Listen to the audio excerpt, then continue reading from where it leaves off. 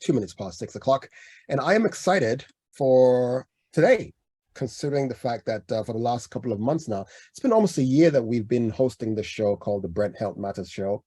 It's a show where, in the Beat, in collaboration with the Brent Council, we come together to talk about topical health issues. We've had numerous conversations from COVID to cervical cancer, and the list goes on and on and on. Today, we will be discussing asthma, air pollution, and hay fever. And I am joined by an amazing panel. I want to start by welcoming them on the show. I will start with Vanessa Bell, who is the Brent Asthma Nurse Specialist. Vanessa, can you hear me? I can. Hello. Hi, how are you? I'm good, thank you. And yourself? Fantastic. I am amazing. I'm happy to have you on the show and happy to have this conversation with you. Okay, we also have Stephen Goldring. Stephen is a pediatrician. For those who don't know, he's a child doctor. Hi, Stephen, how are you? Hello, I'm very well, thank you. Thanks for having me on the show. Amazing, amazing. And Joe actually, Joe is a GP, and she is currently on call at the moment, but she has decided to take a few minutes out to come talk to us. So I wanted to put it out there because just in case Joe, skips the show, it's because she has to deal with some emergency matters. I hope that doesn't happen, but Joe, we're really happy to have you on the show. Good evening. Hi, good evening. No, thank you so much for having me. And yes, hopefully won't be interrupted, but I do apologize if so. Nothing to apologize at all. I mean, come on now, we have to save lives first. So if that comes up, then you are more than excused, okay? Yeah. Okay, so let's kick this off. We're discussing asthma, and I want to just first, I want to assume that we don't know what it is, especially for my listeners who are listening. So why don't we start with the basic question? What is asthma? Let's start from there. And Vanessa, I would like you to perhaps tell me a bit about that, since you are the Brent Asthma Nurse Specialist here. Yes. Hi. So asthma. So asthma would be defined as a inflammatory condition that affects the airways. So it's an inflammatory disease that affects the airways and the lungs. And I think that's the simplest answer I can give of what is asthma as an inflammatory disease that affects the lungs. Okay. All right. So let me go a bit deeper into and I'll probably bring Joe in because Joe is a GP, so Joe. So for those who don't understand what asthma is, and I know Vanessa had tried to just give a clinical explanation of what it is. What are some of the signs that one can identify that will be described as asthma? And let's start from there. Sure. Well, I think to best describe that is a good way to kind of understand what's actually happening in the airways in an asthmatic person. Mm-hmm. Normally, the air is flowing nice and freely through those airways into our lungs and out again. But what can happen in asthma is, just as Vanessa said, you get sort of inflammation in the airway, and sometimes that can cause swelling in the lining of the airway, and sometimes a bit of mucus there as well. And you can imagine it like a pipe, so the airway is narrower when you're having an asthma attack or having symptoms of asthma, and this can make harder for the air to come in and out, and that's what causes the symptoms, and can help us understand why someone might have those symptoms, which would be feeling breathless, sometimes having a wheeze, which is a difficult one because sometimes it's hard to know what a wheeze exactly is, but we kind of define it as a kind of whistling, squeaking, sometimes noise. You've heard it, you'll kind of know it, and that's on kind of breathing in and out. And then also a patient, particularly a child, may have a cough, particularly if it's worse in the morning and the evenings as well. So they may have particular triggers for their symptoms, which I'm sure we'll go on to. So I'm glad that you mentioned triggers, because I want to go right into that. Triggers, I think, is the one thing that we need to be very cognizant about, or we need to acknowledge, identify. What are some of the triggers that could trigger asthma attacks? Sure. So I think some of the commonest triggers, every patient is different. That's the first thing to say. So your child may have, a specific trigger that another child wouldn't. But commonly it can be changes in weather, often going into colder months, cold weather, going outside. Often we find exercise to be a trigger for asthma symptoms, and also may be triggered by allergens. So things like dust, and also pet hair, pet dander, sometimes even mold spores and things like this. So those can trigger asthma symptoms. And sometimes, we have patients who have lots of other similar kind of disorders in a group. So eczema and allergies and hay fever often come together in a group, not always, but that also means that pollen can be a trigger for patients as well, and particularly high pollen counts at the moment, I hear. So that's one of. Stephen, I want to bring you in. You are a pediatrician, and I'm sure you've dealt with a lot of kids that suffer from asthma. And what's your experience in that regard? And what are some of the key things that parents should be on the lookout for?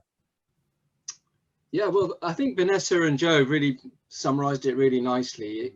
Asthma, it is a condition with inflammation in the airways. The tubes are full of this sort of swelling and mucus. And also on top of that, you get these triggers. So you can imagine a tube which has got sort of narrowed, and then on top of that you meet the trigger, which might be the cat, might be grass pollen, might be exercise, there's many different ones, and you have asthma attacks. And so my experience of I run an asthma clinic every week and see lots of children, and you find that there's the sort of chronic symptoms of asthma, the child that has a dry cough every night, and every night the parents are worried that their child is coughing or looks a bit breathless. And then when they do exercise and they're playing at school and running, they find that they get breathless and wheezy.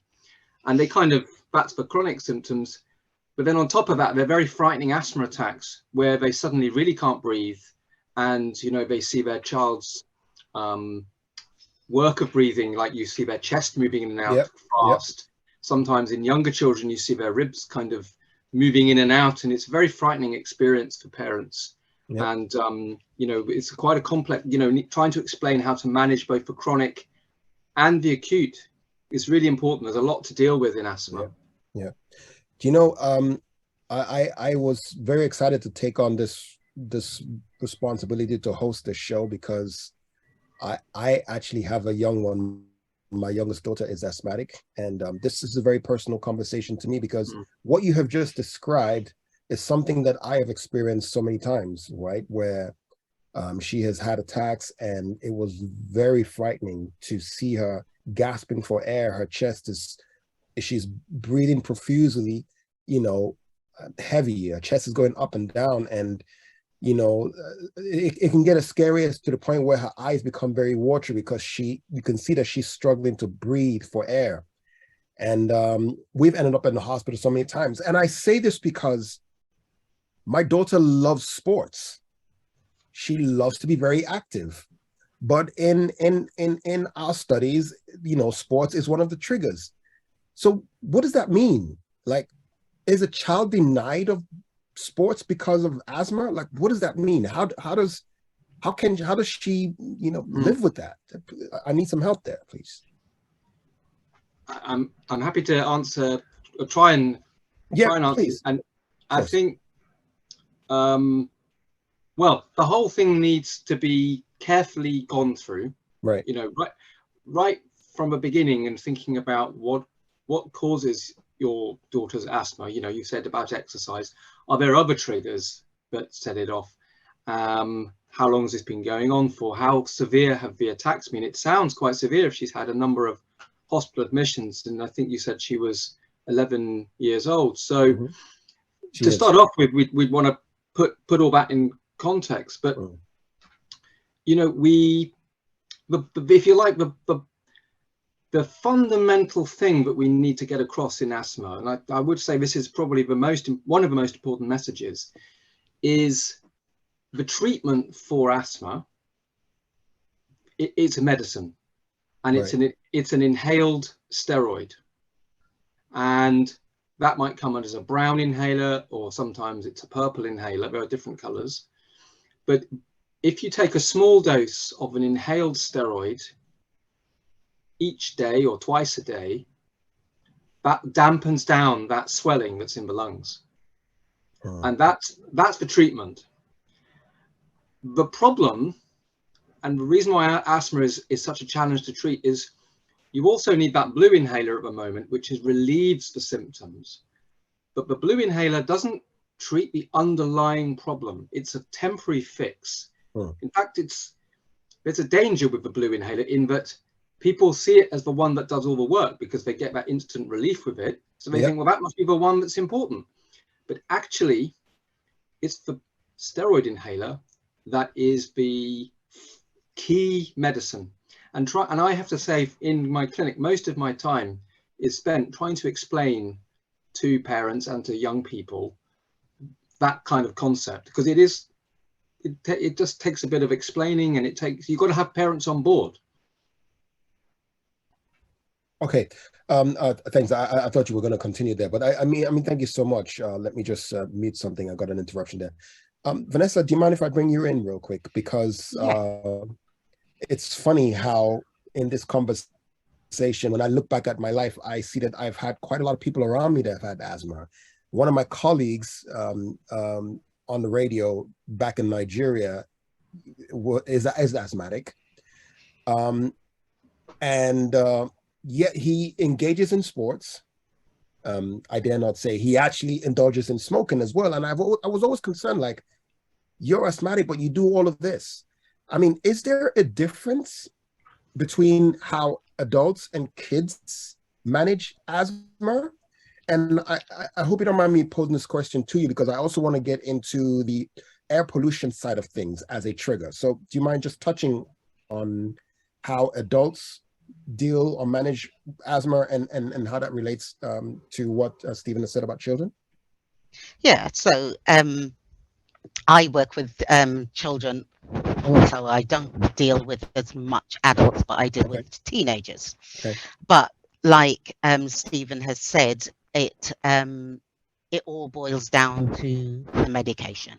Right. So with the medication, you do have a steroid-based inhaler, which is your preventer inhaler. Now, you asked the difference between adults and children. For one, the difference is there's the maturity of our lungs. You know, that would be for one, and then it would be the adherence to medication.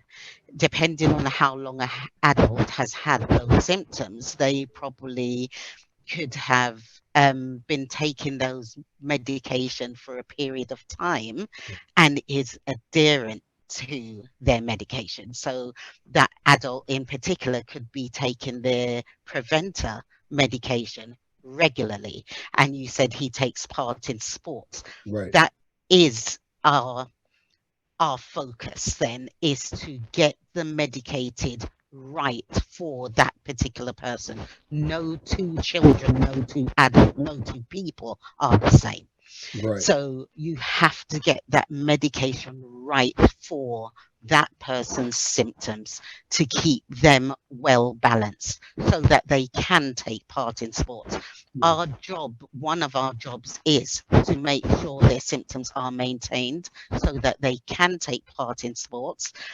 Okay, we don't condone smoking, so we wouldn't say cancer, as you said, but that they can take part in sports, you know, and other activities that they like doing. Absolutely. So where you said your daughter likes to do sports, she should be able to do sports. She should be able to run and play with her peers. She shouldn't be missing days off school.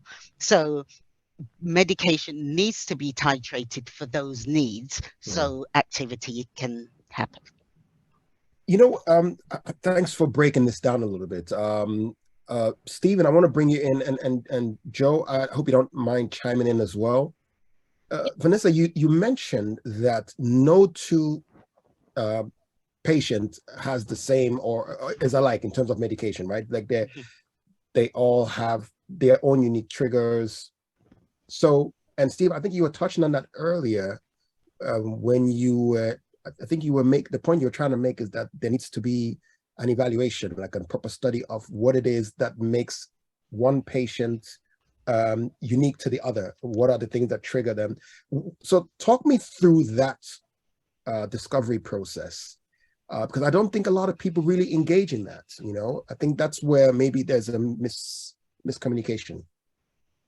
I guess what the point I was saying is trying to make is that, you know, it's so important to talk to families and find out what does it mean. And, you know, I realized I didn't answer your question, which is why can't my daughter do sport? And I guess I would see that as your goal, you know, and it shouldn't be that asthma is in charge and children can't do sport. We have to get, and Vanessa made this really clear, we need to get the medicine right, the treatment right, so your daughter can do sport like any other child.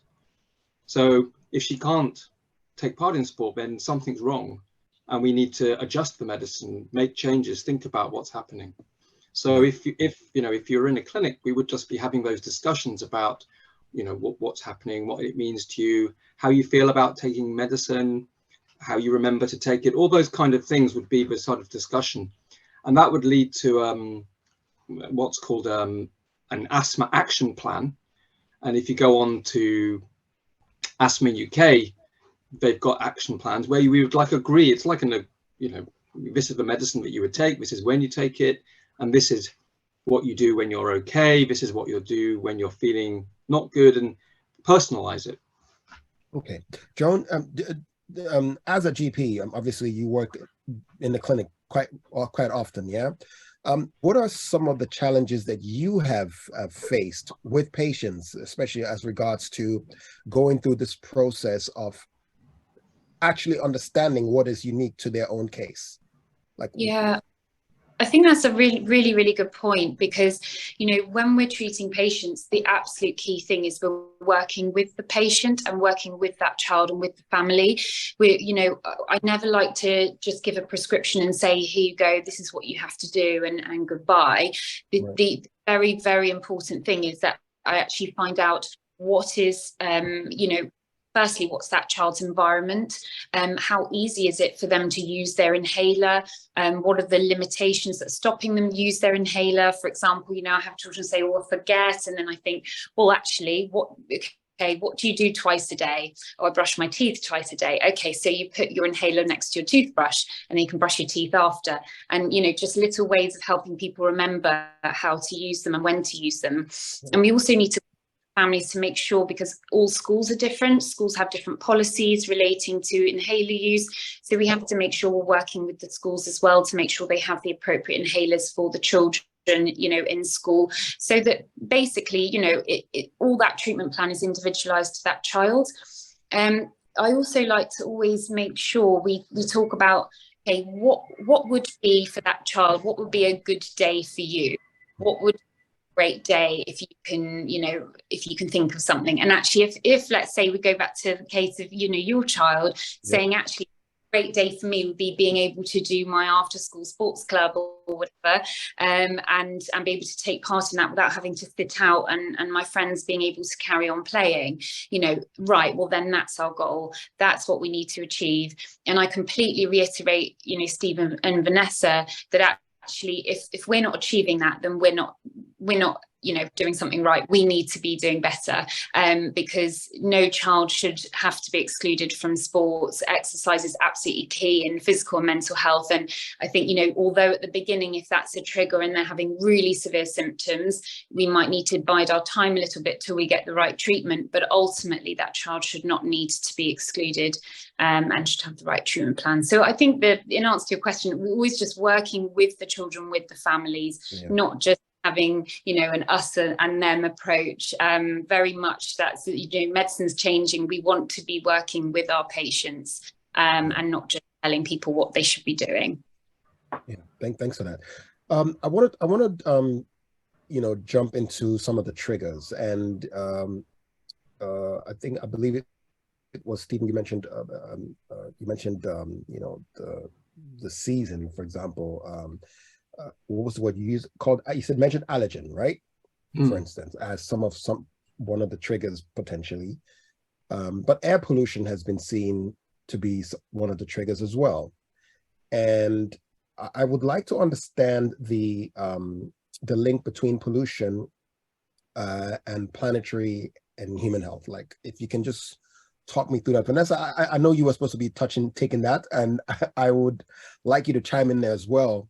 But yes, essentially, as a parent, understanding how the environment, the pollution in the environment could potentially endanger my child or not is something that I think is very important for those of us who are dealing with, who have kids who are asthmatic.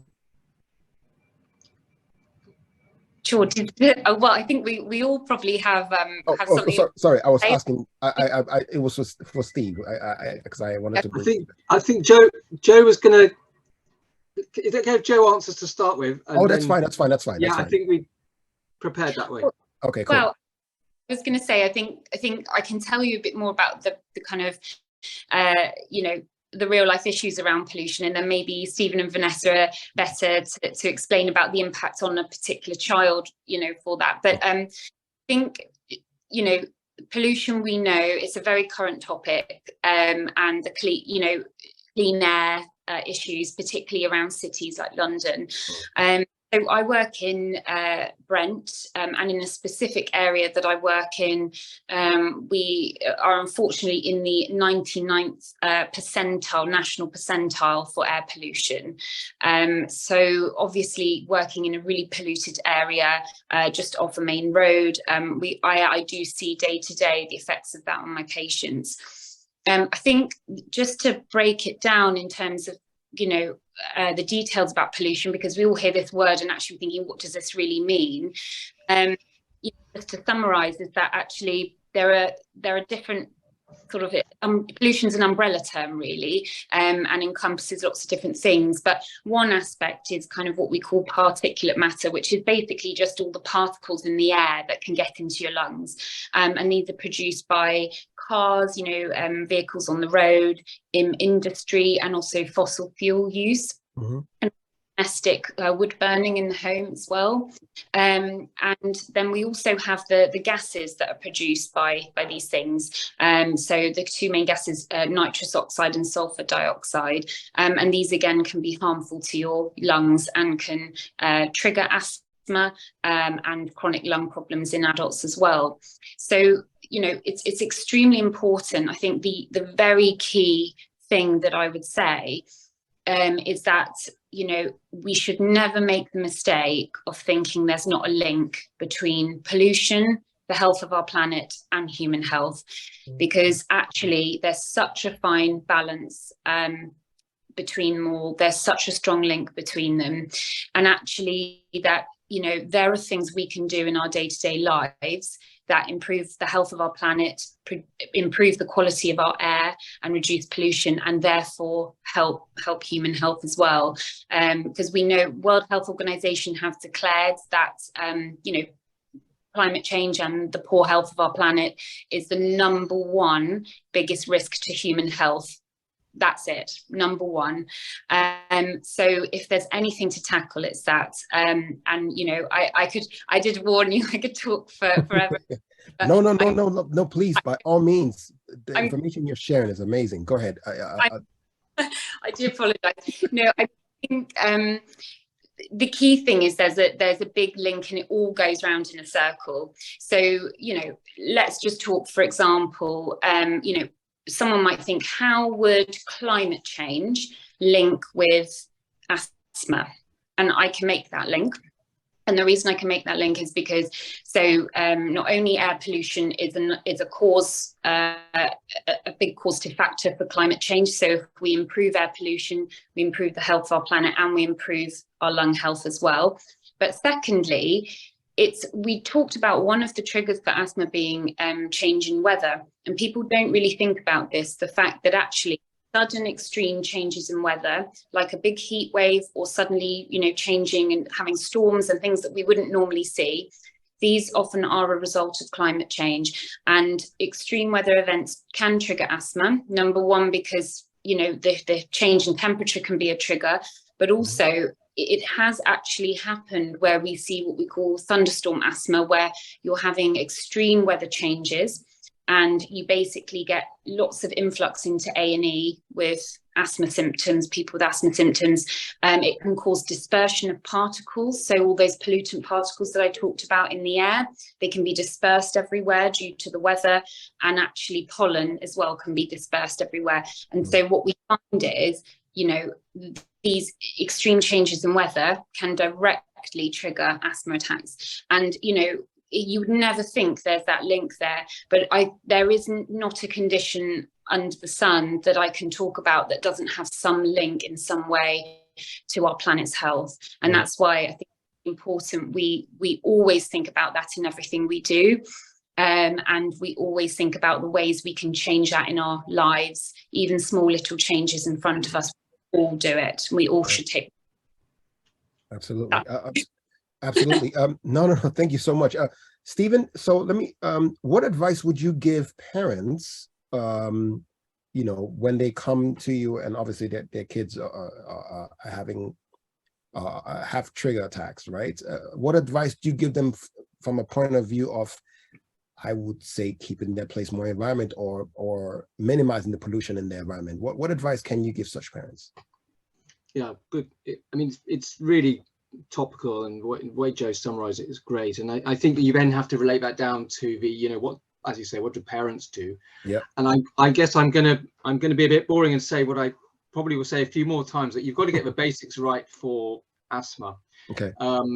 So yes, we can talk about air pollution, and we will, but for a child, you've got to know that they know how to use their inhaler, which we can come on to. So a lot of people, so over 50% of parents and children don't use their inhaler correctly, which means the medicine doesn't go in and isn't effective. So you've got to get the basics right, the inhaler technique. Young people need to be taking their Preventer steroid inhaler regularly, because anything we do to mitigate pollution and pollen isn't going to eliminate it.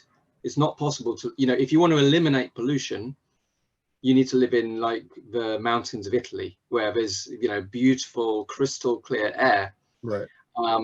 And you can't do that in London. You know, you can't go anywhere in London without being exposed to air pollution and the pollen. So you've got to get the basics right. But there are things you can do as well.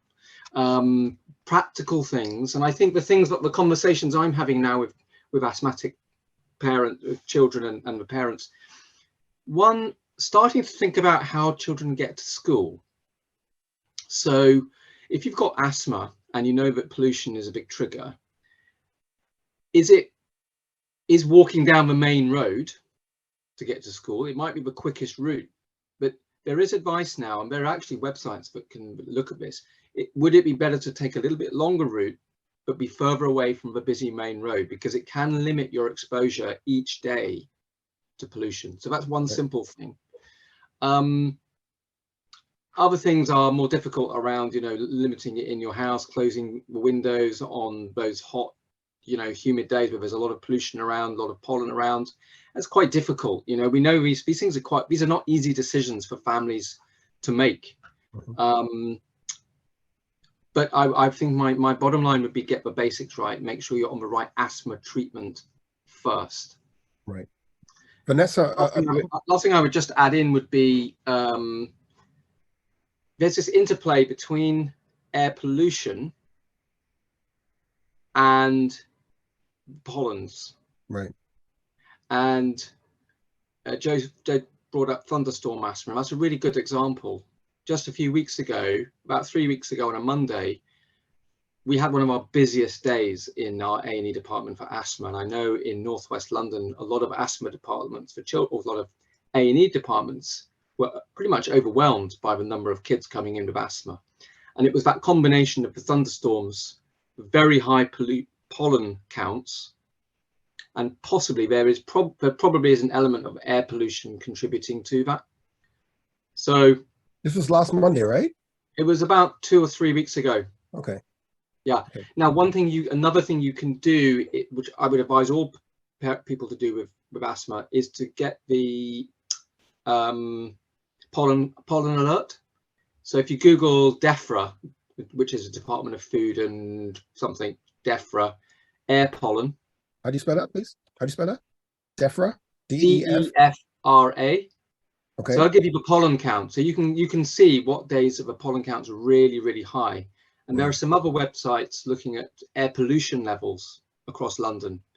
So you can start to be thinking, you know, okay, is it actually going to be a really difficult weekend? Have I taken all my treatment correctly?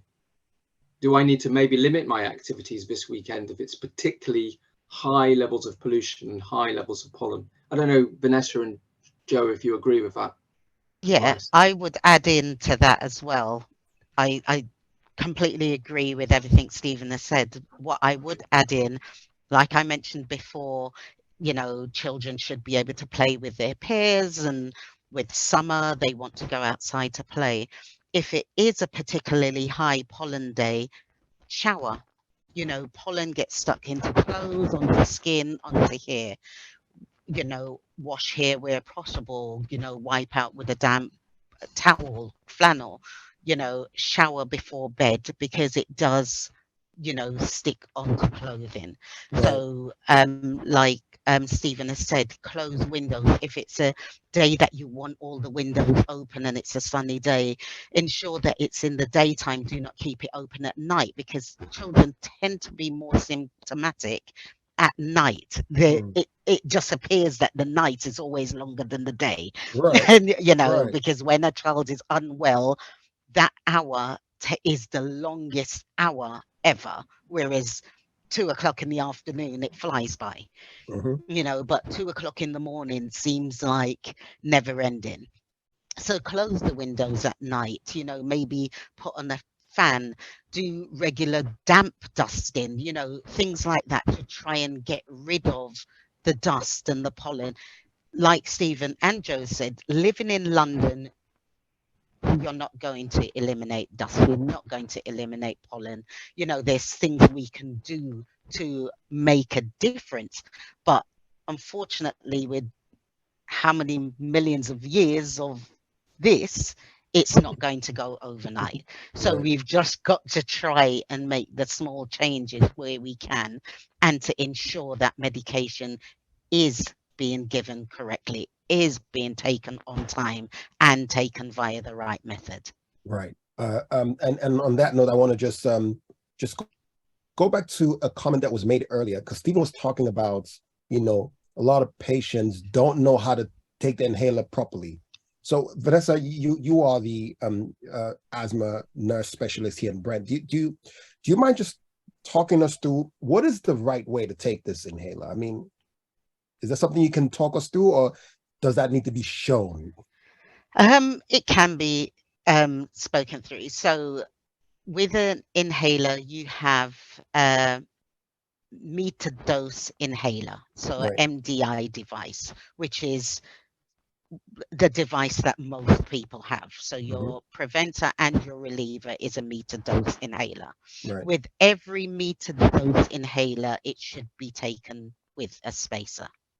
So a spacer should be used with every MDI device. So the reason for this is that the spacer is that long tube, right? Like the that's right. It's the long tube, and it can have, depending on the age of the person, we'd say 4 and above should be using a mouthpiece. So the mouthpiece goes between the teeth and the lips, and you inhale the medication.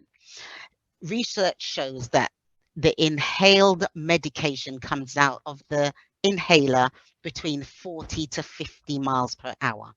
If you take the inhaler directly into your mouth without a spacer, it hits, if you can picture it, it hits the back of the throat, and you swallow it, and you get this horrible taste in your mouth. Wow. Whereas if you're using it via a spacer, it's a bit like something controlling that medication and slowing it down, and you're inhaling that medication. It's a bit like breathing in air. Once you breathe it in, it goes directly into your lungs. If you picture gulp in some water and it goes down the wrong hole and you choke and you get this Choke. choking effect. Yeah. Exactly. That's Yeah. going into your stomach. It's not, but that choking effect is because it's gone down the wrong hole and it's trying to get into your lungs and you're coughing Right. and spluttering. So as we breathe, air go into our lungs. So you need to ensure that that medication that you're taking goes into your lungs where it's needed, because you've got to remember all of these asthma symptoms is from the lungs. It's not in your stomach, it's not in your chest, and it's not in your mouth. Right. So you need to control that medication to get into your lungs, and that is done via a spacer. Right. Yeah. Yeah. So Stephen has a Stephen, device there. So as you can see, Stephen's holding up a face mask device that's given to your young children. So with babies and young children, they would need the face mask to help do that, because they are not going to be able to breathe in through their mouth like how we'd want them to without Right. using their nose. Right. So they would breathe in through their nose and their mouth and control that medication going into their airway that Right. way. Yeah. So the mask is put over the nose and the mouth, is secured. You do not push it, but you put enough pressure that it's sealed but not squashed. Right. And then you shake. Always need to shake that inhaler. Put it into the bottom of the spacer. You spray. You inhale that. Young child with the face mask would inhale that inhaler 10 times, and then you shake the device, the inhaler again, and do another puff, and so on until you get the recommended dose. Right. Right. So the inhaler needs to be taken correctly. I don't know if anybody else wants to add in anything, if I've missed out anything. Do you want a demo, Douglas, with the mouth, from the mouthpiece? Do you know what? Yeah. I'm glad that you're actually demonstrating that. I'm just going to tell my listeners now that this conversation is actually being recorded, and it's going to go live on YouTube at the end of this interview, maybe by tomorrow. It'd be nice for people to actually see what you're demonstrating, Stephen. Do you understand? And I applaud you for actually taking the initiative to show us, because we're on the radio. People can't really see anything, but Yes, so I'll talk through it as Stephen is doing it. So then it's a running commentary. Yeah. Okay. So shake the inhaler. The inhaler goes into the bottom half of the spacer. The mouthpiece goes between the teeth and the lips. Spray the inhaler once. Breathe in and out. Nice, steady, deep breaths until you get to the count of 5, 3, 4. Nice, steady inhales. wow. Once that's completed, you then shake the inhaler and repeat until you get to the required dose. Right. Right. Oh, this is so helpful. Thank you so much. And you don't do it like this. Yeah. Do not put the inhaler. Does not work. Yeah. End of. Yeah. No, Vanessa explained that earlier, and that made that I got that 100%. I want to talk about hay fever, if you don't mind. Let's jump into hay fever, and I'm going to go around and let everyone just touch on the subject real quick. Vanessa, since I have you already explaining, is there a correlation between hay fever and asthma? Is there? Because sometimes I think the symptoms could look similar. Yes, so there is a correlation between atopic symptoms. So you have allergy, so you have hay fever, asthma, and eczema. So it's your atopy symptoms. So there is a correlation between the three. However, hay fever can exacerbate your asthma symptoms. So playing in the park, for example, you are, we spoke about triggers earlier. Pollen can be, so hay fever symptoms can be a trigger to your asthma. So if you think about hay fever symptoms, which is your blocked nose, you're sneezing, you could be coughing, you have cold-like symptoms. With these symptoms being there can also trigger your asthma Asthma, symptoms. yeah. So it has a direct correlation to asthma. So we did have, I think it was about 2 weeks ago, you had a lot of attendances, as well as with the thunderstorm symptoms, you had hay fever, so asthma symptoms triggered by hay fever. So the underlying reason for the asthma attack was the hay fever. And Right. that's because you've got that pollen, like I said, in your hair, on your clothes, and you're having those blocked nose. So if you think somebody has an issue with their lungs, for example, and then you take away one part of that airway, so they breathe through their nose and their mouth, but now their nose is blocked, and you're running around as kids do. You cannot stop them running around happily, but then they're trying to breathe as well. It can correlate to an asthma attack. Right, right. Joan, I want to bring you in. You are the GP. You're a GP. I'm sure, you know, in your experience, you probably have had to deal with patients who have come in, and they're either suffering from asthma, or they're suffering from a trigger that has from something that's triggered their asthma. What type of treatment would you, or what is the best treatment, I would just ask, for hay fever, for a patient that comes to you with hay fever? How will you address and treat that patient?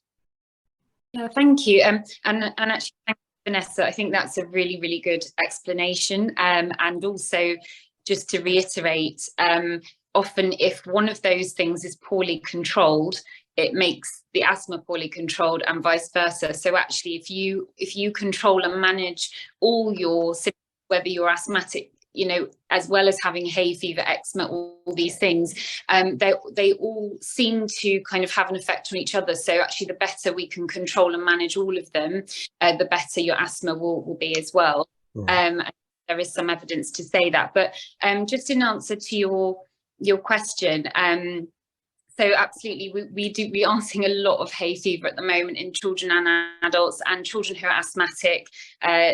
You definitely, it being a trigger for their asthma symptoms. What I mean, first of all, I would just put this out there that, you know, if you're worried about your child in any way, or you think they're having worsening asthma symptoms, always come and see your GP.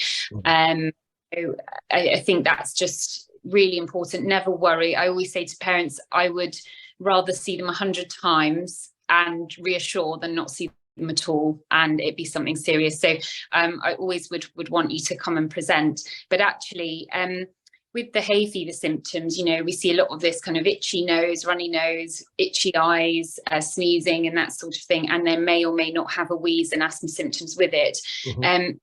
But the first line really, you know, is an antihistamine. If they are having just symptoms that are, you know, just itchy eyes and nothing else, or just a runny nose and nothing else, we can give more targeted treatments like eye drops and nasal sprays.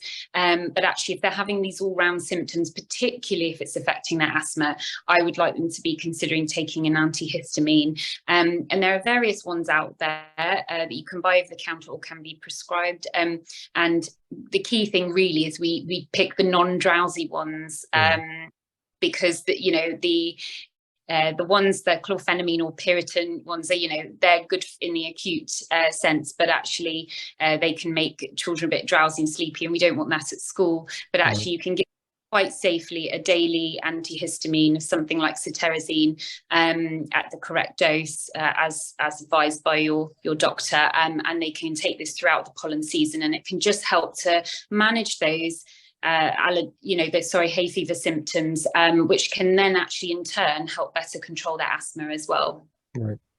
And if you don't mind me also asking, and because I think this is really important.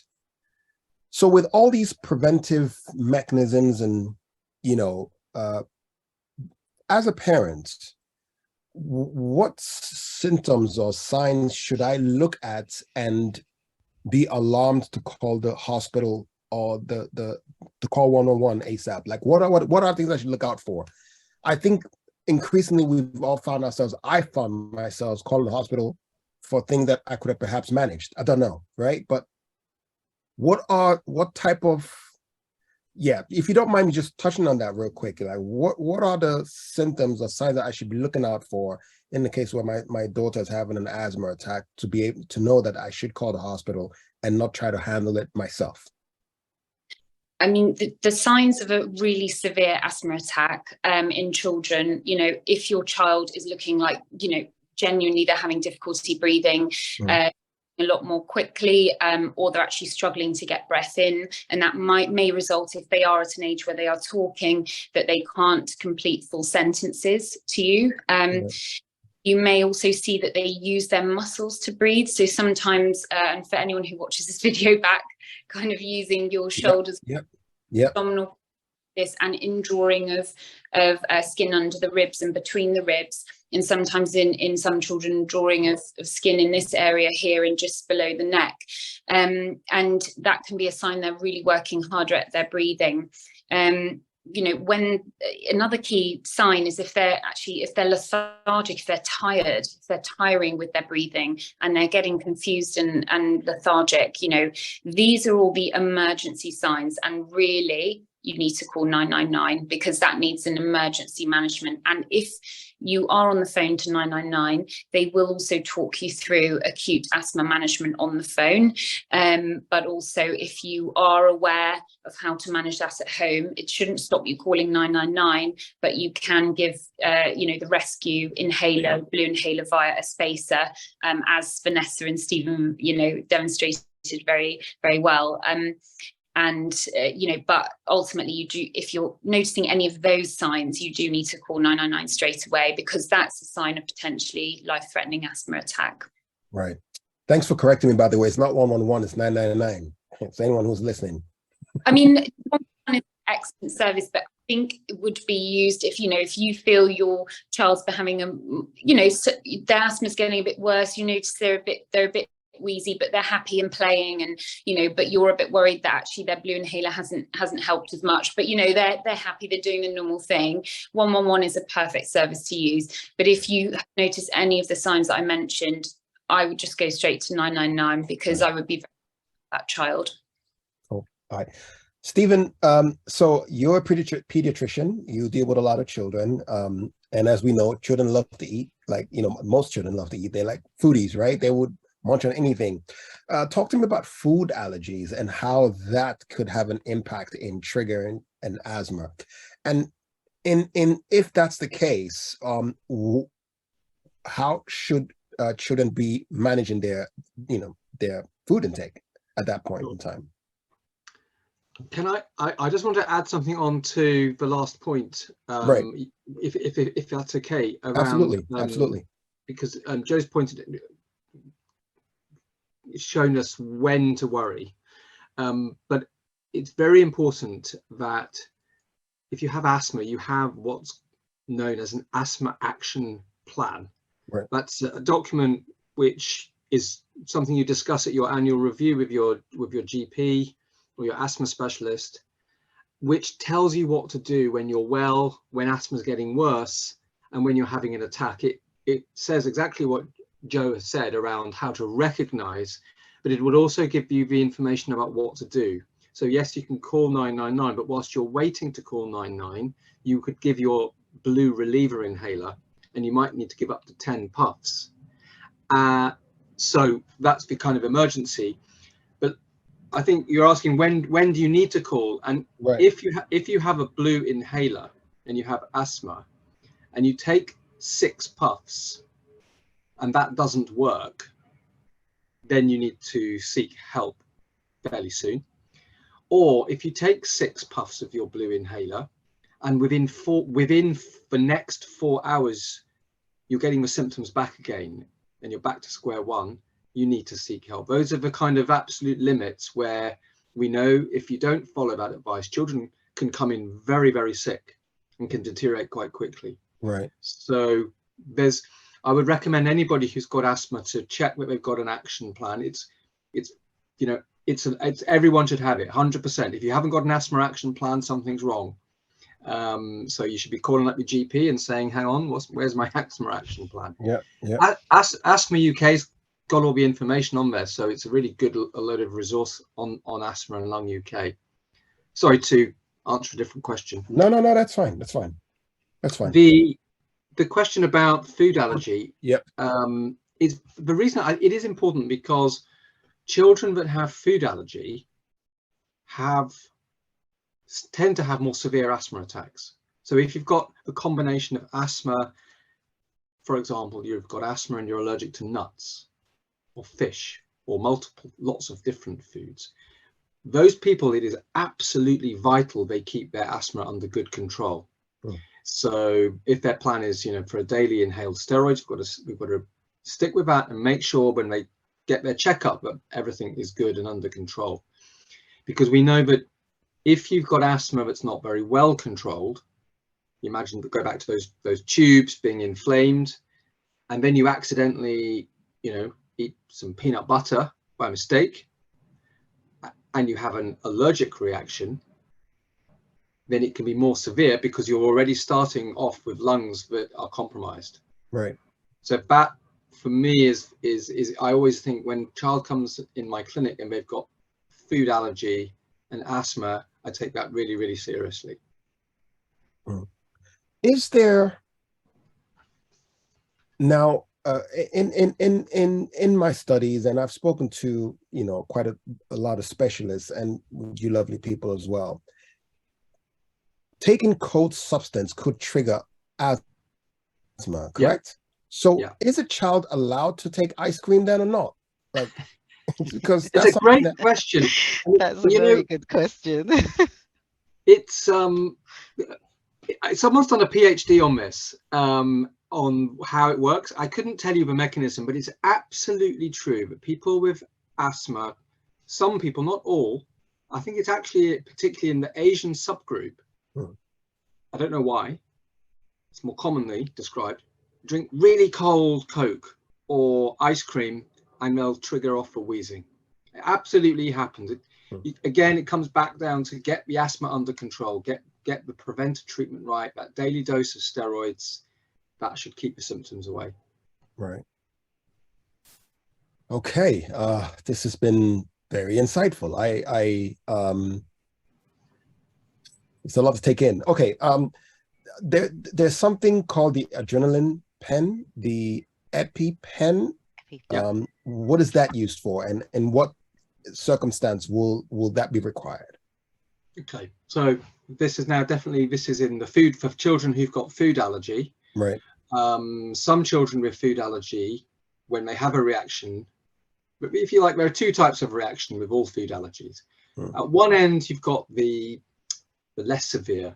It's a reaction that's outside the body. So you might see the lips are a bit swollen, that itchy rash that comes on a few minutes after you eat the food that you're allergic to, even a bit of eye swelling. And the treatment for that is the antihistamine.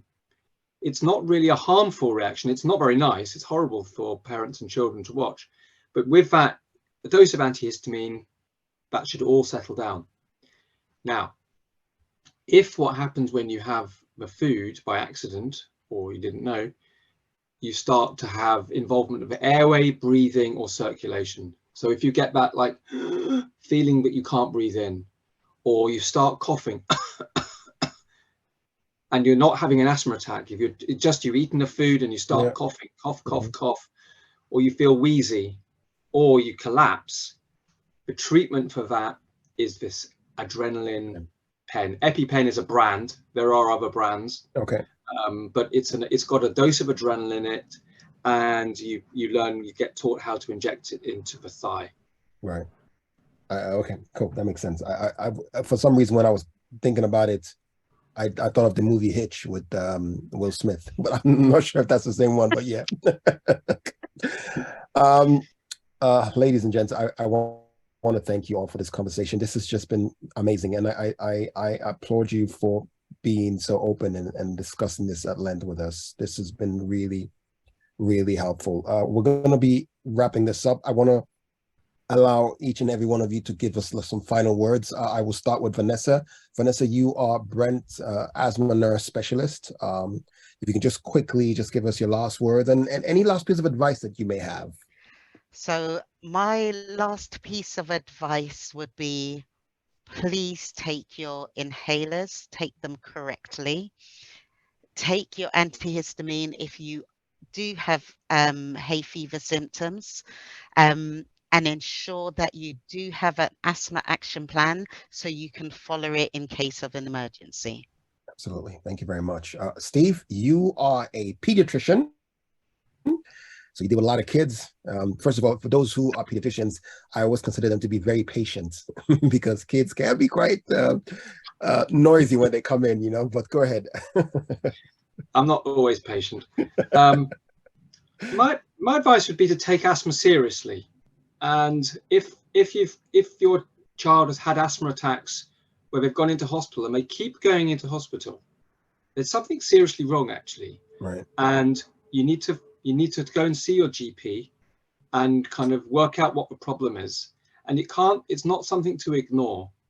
It's something that needs to be addressed, to work out, and don't give up until you can do your sport and you can do all the things, the normal activities. Right. So asthma shouldn't be in charge. And if it's still in charge, then something's wrong. Absolutely. Thank you very much. And Joe, first of all, I want to say thank you for actually being on call and still making out time for us. And thank God that they didn't have to call you off the show because your insights were invaluable. Could you just give us your last words, please? Thank you. It's been a pleasure. I'd say I'm gonna summarize it in 3.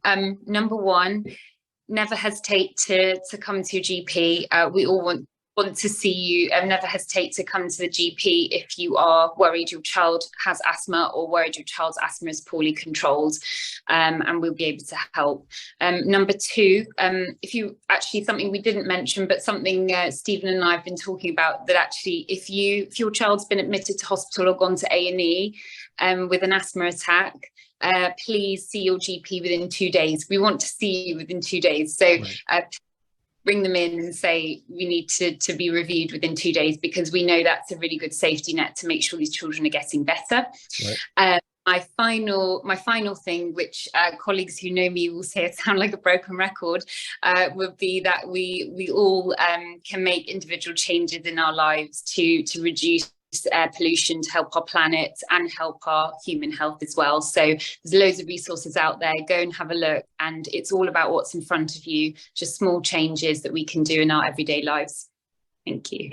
Thank you so much, ladies and gents. You guys are amazing, and I hope we get to have another opportunity to talk about this further. That's it for today's show. Thanks everyone for joining in.